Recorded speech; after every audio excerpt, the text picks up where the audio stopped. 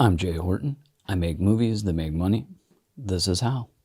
So, a few hours ago, I crossed 5,000 subscribers here on YouTube. I really just wanted to take a quick second to celebrate.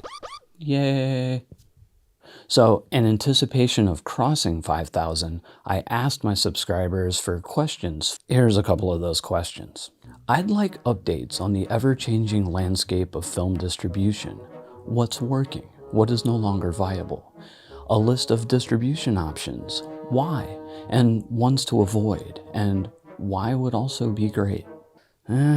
So yeah, distribution is changing and morphing daily, right before our very eyes. And there's no longer a one-size-fits-all answer, if there ever was.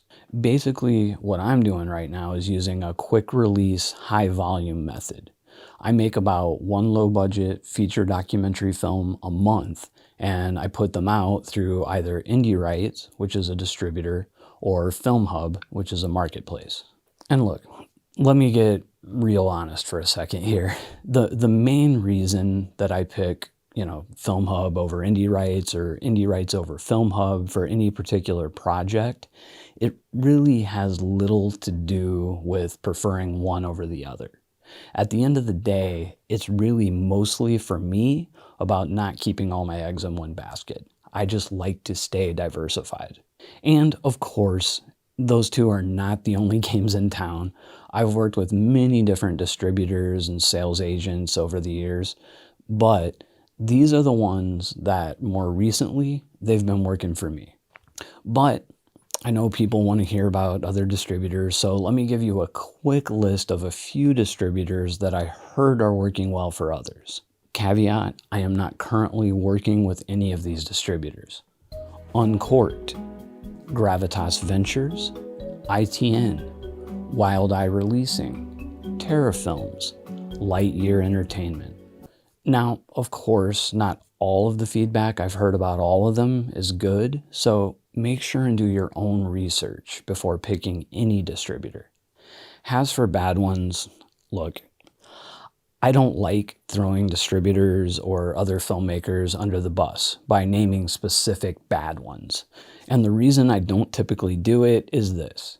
If I have no direct, specific knowledge or experience with a distributor, like I've just heard things, then anything bad that I share is really just gossip.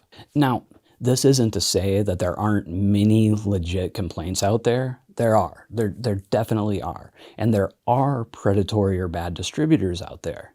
So with all that said, let me talk about a few that I've had direct experiences with that I feel comfortable speaking about and that I do avoid to this day. Green Apple. Bad reporting, bad communication. I never saw a dime on two different movies. Adler and Associates, just all around shady. Shoreline Entertainment, bad reporting, inflated sales costs, inflated marketing costs. After my license had expired on a 7-year license, they offered me a 70-30 split to renew the movie for a streaming distribution, and that was favoring them. 30% for me and 70% for them. And no, that's not a joke. And honestly, that's about it. That's the extent of my direct experience over the past few years with bad distributors. What do you folks think? Feel free to sound off in the comments. But whatever you do, keep making movies.